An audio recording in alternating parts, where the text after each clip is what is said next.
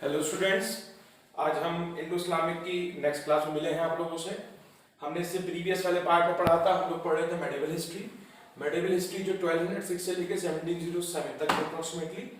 इसको हमने जब कल पढ़ रहे थे तो हमने फर्स्ट पार्ट के तौर पर सल्तनत पीरियड को पढ़ा था, और आज हम सेकेंड पार्ट के तौर पर मुगल पीरियड को पढ़ेंगे।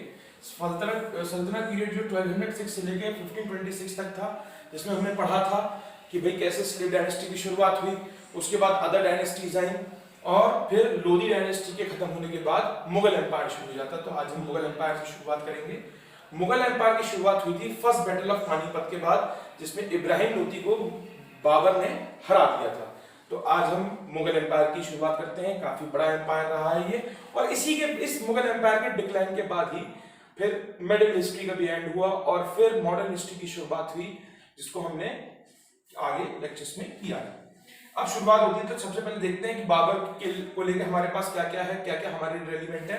तो ही was the first ruler who introduce gun powder, यानी बारूद को इंट्रोड्यूस किया था बाबर ने। इसके बाद बाबर का जो पीरियड है वो सिर्फ 4 साल का रहा, और इन 4 साल बाबर ने जबरदस्त लड़ाइयां लड़ी अपने एम्पायर को फैलाने के लिए। ठीक है, तो जैसे 1527 में बैटल ऑफ कानवा हुआ, जिसमें इन्होंने संग्राम सिंह यानी राणा सांगा को हराया था। यहां पर इन्होंने स्टैब्लिश करना शुरू करा। इसके बाद 1528 में भी एक लड़ाई रही थी। ठीक है, 1529 में इन्होंने महमूद लोधी जो ब्रदर था इब्राहिम लोधी का, जो किसका ब्रदर था, इब्राहिम लोधी का, उसको हराया। 1530 में इनकी डेथ हुई, और इनको कहां पे इनको दफनाया गया, काबुल में आरामबाग नाम की जगह है, मस्जिद है, वहां पे इनको दफनाया गया। और इनकी जो बुक है इनके ऊपर जो लिखी गई, उसका नाम है ताजुक ए बाबरी। ये बड़ा इंपॉर्टेंट पूछा जाता है बाबर के ऊपर। ठीक है, गन पाउडर को लेकर आता है, और ये भी क्वेश्चन आता है कि इब्राहिम लोधी को डिफीट किया था इन्होंने। इसके बाद इनकी डेथ के बाद इनके बेटे को बनाया गया एम्परर, और उनका नाम था हुमायूं। ये सभी चीजें जो है बेटा सभी लोगों ने इन चीजों को क्लास 7th 8th में खूब पढ़ा है हिस्ट्री में। इनके बारे में और प्रीवियस क्लासेस में पढ़ा है। तो जो 10th के बाद जो भी एग्जाम होगा आपका, जैसे एएमयू 11th एंट्रेंस है, या फिर आप लोग 9th से जब लोग 10th में आते हैं तो आप लोगों ने एनटीएससी दिया था, उसमें भी प्रीवियस क्लासेस का जरूर पूछा था। तो इसलिए रेलिवेंट है, इसको अदरवाइज मत लीजिएगा कि भाई इसी हमें आता हम कर लेंगे। बहुत सारी चीजें ऐसी होती हैं जो हम भूल जाते हैं, तो ये रिवीजन है हमारा, इसे समझिए इस तरीके से और अच्छे से करिएगा। इसमें से क्वेश्चन आता है, जरूर आता है। ठीक है, तो हुमायूं ने ज्यादा कंट्रीब्यूट नहीं किया मुगल एम्पायर में। क्यों? क्योंकि इन्हीं के टाइम के दौरान शेरशाह सूरी जो था वो ताकतवर होता जा रहा था, और 1540 में, कब, 1540 में डिफीट हो गए थे ये शेरशाह सूरी से। ठीक है, in the battle of Kannauj. और उसके बाद इनको 15 साल एग्जाइल मतलब देश निकाला रहना पड़ा, भागते रहे, बसते रहे। और फिर इनके ट्रस्टेड एक सिपाही सलार थे आर्मी के, बैरम खान की मदद से 1555 में ये दोबारा पावर में आए। मगर इसके बाद ये ज्यादा लंबा समय तक नहीं चल पाए, दोबारा कोई लड़ाई नहीं हुई, इनकी डेथ हो गई। 1556 में ये अपनी लाइब्रेरी जो दिल्ली में थी उसकी सीढ़ियों से गिर पड़े। अब क्वेश्चन ये आता कि उस लाइब्रेरी का नाम क्या था। उस लाइब्रेरी का नाम था शेर मंडल, जो दिल्ली में थी। उसकी स्टेयर्स से उतरते वक्त इनकी डेथ हो गई। इनकी बायोग्राफी का नाम है हुमायूं नामा। इनकी बायोग्राफी का क्या नाम है, हुमायूं नामा। और किसने लिखी थी, इनकी हाफ सिस्टर गुलबदन बेगम ने लिखी थी। क्वेश्चन आता है कि हुमायूं की बायोग्राफी किसने लिखी थी। ठीक है, तो क्लियर हो गई चीज। इसको आगे देखते हैं। अब इसके बाद हुमायूं की डेथ के बाद, बहुत छोटे थे अकबर उस वक्त, कुल 12.5-13 साल की उम्र थी। अब अकबर आते हैं हमारे चैप्टर में। हाँ, तो हम अकबर की बात करते हैं। अकबर का जो टाइम पीरियड था वो था 1556 से लेकर 1605 तक। हुमायूं के बाद अकबर आए। अकबर बहुत ही कम उम्र में, बहुत छोटी उम्र में राजा का पद पे बैठ गए थे। उस वक्त 12.5-13 साल की उम्र थी। और इसी बात का फायदा उठाकर किंग थे हेमू, जिनका नाम था विक्रमादित्य, इन्होंने अटैक कर दिया। और बैरम खान भी इनके अकबर के फादर के टाइम में थे, और इनके भी गार्जियन के रूप में रहे। इन 1556 the second battle of Panipat. देखिए, फर्स्ट बैटल कौन सी थी, जब इब्राहिम लोधी को बाबर ने हराया। अब सेकेंड बैटल ऑफ पानीपत में क्या हुआ, सेकेंड बैटल ऑफ पानीपत किसके साथ हुई थी, हेमू विक्रमादित्य के साथ हुई थी, जिसमें रिप्रेजेंट करा था अकबर को बैरम खान ने, और ये जीत गए थे इसमें। इसके बाद इन 1562 ही मैरिड टू हरका बाई, किससे शादी हुई थी? हरका बाई, जो राजा भारमल की बेटी थी। और किस लिए? एक friendship between Rajput and Mughal except Mewar, Mewar के साथ नहीं था, बाकी सभी राजपूत के साथ था। इन्होंने क्या किया? अकबर का टाइम पीरियड बड़ा अच्छा कहा गया। क्यों?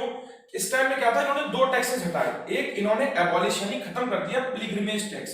किसी भी नॉन मुस्लिम को अगर तीर्थ यात्रा यानी अपने रिलीजियस प्लेसेस पे जाना होता था, उसके लिए टैक्स जमा करना होता था, जिसको पिलग्रिमेज टैक्स कहते थे।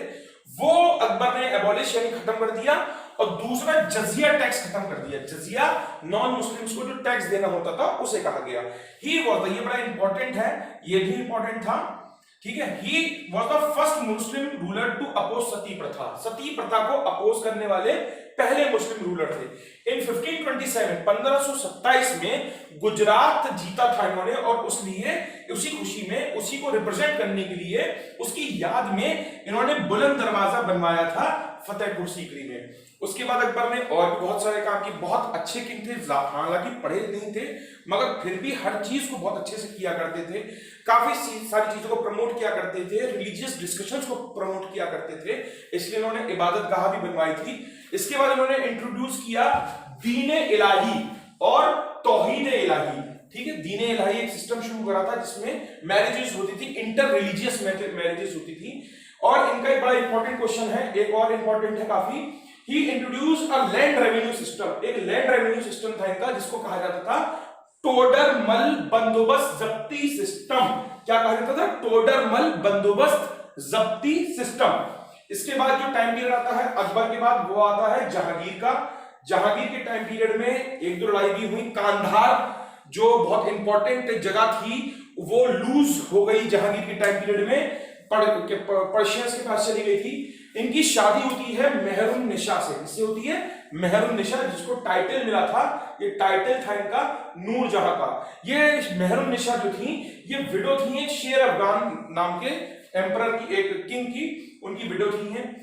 इनको अपनी चेन ऑफ जस्टिस यानी जंजीर आदिल के नाम से जाना जाता था। किसके लिए जाना जाता था? जंजीर आदिल, चेन ऑफ जस्टिस के लिए जाना जाता था।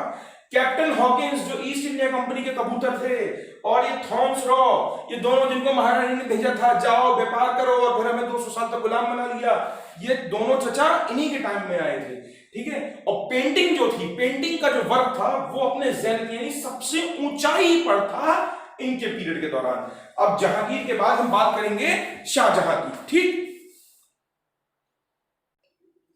तो अब हम आते हैं शाहजहां पर। शाहजहां 5th एम्परर थे मुगल एम्पायर के। इनका टाइम पीरियड था 1628 से लेकर 1658 तक। इनके टाइम पीरियड को, शाहजहां के टाइम पीरियड को golden age of Mughal empire कहा जाता है। बहुत सारे कंस्ट्रक्टिव वर्क हुए, कोई बहुत बड़ी मेजर बैटल नहीं हुई, कोई loss of money and human नहीं हुआ, बहुत अच्छा पीरियड कहा जाता है, काफी कंस्ट्रक्टिव वर्क हुए। और इन्होंने क्या बनवाया? Taj Mahal eight Agra, Jama Masjid and red fort eight Delhi, इनके मेजर कंस्ट्रक्शंस में से थे।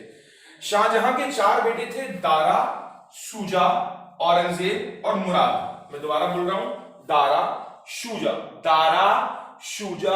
औरंगजेब और मुराद। शाहजहां चाहते थे कि उनके बड़े बेटे दारा को एम्परर बनाया जाए, और ऐसा नहीं हुआ। सभी बेटों में ख्वाहिश थी कि वो एम्परर बने, और एक जबरदस्त कॉन्फ्लिक्ट हुआ, ब्रूटल वॉर ऑफ सक्सेशन।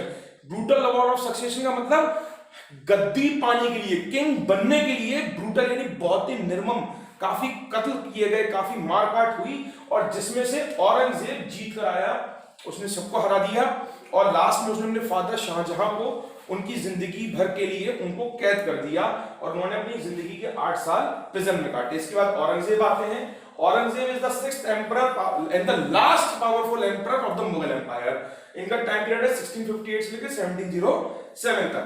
काफी कुछ किया, काफी रेबल्स इनके टाइम पीरियड के रेबल्स यानी विद्रोह हुए, जाट्स ने करे, पीजेंट्स कहीं पे कुछ हुए, कहीं पे कुछ हुए, इस तरह से काफी रेबल्स हुए, सबको खत्म किया इन्होंने, ठीक है। और इनको, ये अपने आप को जिंदा पीर कहलवाया करता था। ये क्या कहलवाया करता था? जिंदा पीर, ठीक है। इन्होंने क्या करा? मेवाड़ पे अटैक किया था राजा जसवंत सिंह की डेथ के बाद, और जिसकी वजह से जो मुगल्स और राजपूत के बीच में जो दोस्ती थी वो टूट गई थी।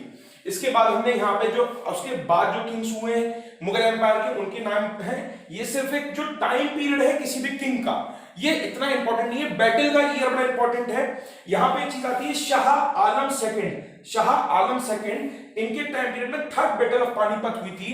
पहली बैटल हुई बाबर की और इब्राहिम लोदी की, दूसरी बैटल हुई विक्रमादित्य हेमू की और अकबर की, और तीसरी बैटल हुई शाह आलम की। यहां तक आते आते मुगल एम्पायर बड़ी कमजोर हो गई थी, और इंडिया का जो साउथ इंडिया का रेस्ट ऑफ द पार्ट था, महाराष्ट्र वाले जिसे मराठा रीजन कहा जाता था, उस रीजन वो बहुत पावरफुल होता जा रहा था। और उनकी पावर को कम करने के लिए शाह आलम ने अहमद शाह अब्दाली को अफगान से बुलाया, वो अफगान रूलर था।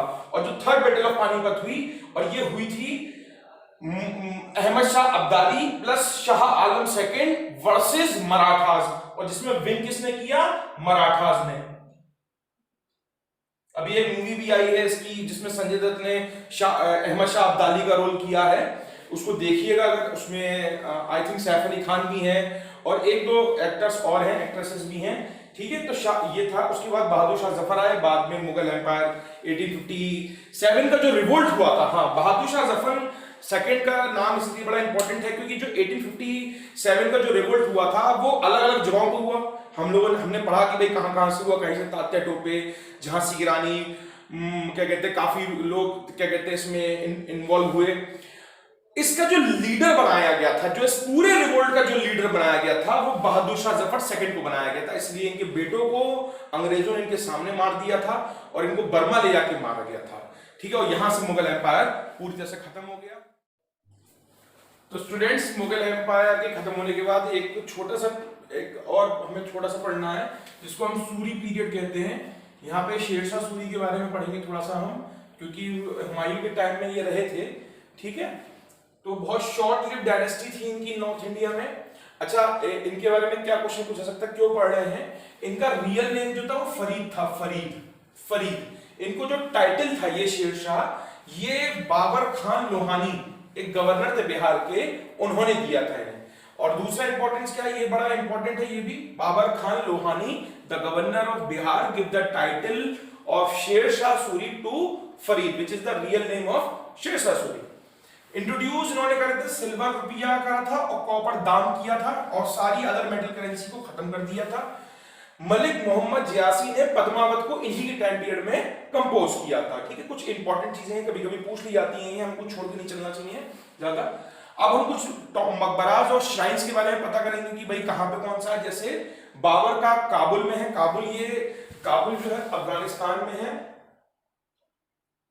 कहां पे दफनाया गया इन्हें, कहां पे इनको बरीड किया गया? हुमायूं का दिल्ली में है। शेरशाह सूरी का सासाराम एक बिहार की जगह है, ठीक है, रोहतास डिस्ट्रिक्ट में पड़ता है सासाराम।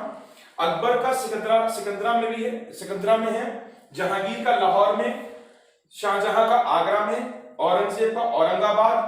मोइनुद्दीन चिश्ती, सूफी सेंट से ये मोइनुद्दीन चिश्ती, शेख सलीम चिश्ती और निजामुद्दीन औलिया, ये काफी बड़े सूफी सेंट्स थे, बहुत सूफी संत जिन्हें कहा गया बहुत ज्यादा, ठीक है, मतलब गॉड को बहुत ज्यादा ये प्रेस किया करते थे। इनकी जो श्राइन है वो अजमेर में है, इनकी श्राइन फतेहपुर सीकरी में और इनकी दिल्ली में। इसको और हम इंक्लूड कर लेंगे, और ये हमारा मेडिवल हिस्ट्री का पॉइंट भी कवर हो गया, खत्म हो गया। हमने जो पार्ट फर्स्ट शुरू करा था इससे प्रीवियस लेक्चर में, वो आज सेकंड लेक्चर में हमने खत्म कर दिया मेडिवल हिस्ट्री का। अब हम नेक्स्ट टॉपिक के संग आपसे मिलेंगे, ठीक है। Okay, stay safe, stay home.